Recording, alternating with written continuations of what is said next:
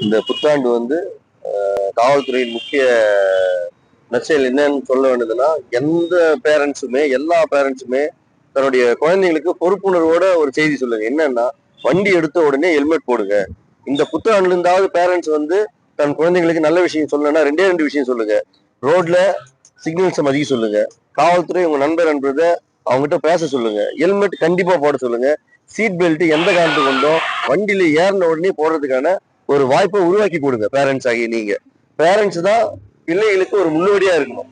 எந்த விதத்திலுமே இந்த புத்தாண்டுல இருந்து விபத்தே இல்லாத ஒரு புத்தாண்டா உருவாக்கணும்னா முக்கியமான பேரண்ட்ஸ் கிட்ட தான் இருக்கு.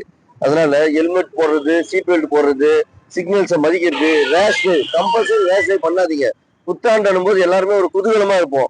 அந்த குதூகலத்துல ஒரு சிறு விபத்து ஏற்பட்டா கூட குடும்பத்துல எல்லாருமே பாதிக்கப்படுவோம். ஸோ இந்த புத்தாண்டை சிறப்பா கொண்டாடணும்னா காவல்துறை சார்பா உங்களுக்கு வாழ்த்துக்கள் தெரிவித்து விபத்தில்லா புத்தாண்டா இருக்கிறதுக்கு என்னுடைய வேண்டுதலையும் வாழ்த்துக்களையும் கூறி, பெற்றோர்களுக்கு இதன் மூலமா ஒரே ஒரு செய்தி என்னன்னா, எந்த விதத்திலையும் விபத்து இல்லாம ஒரு புத்தாண்டு கொண்டாடுறதுக்கு நீங்க தான் முக்கிய காரணமா இருக்கின்றது என்னுடைய வேண்டுதல்.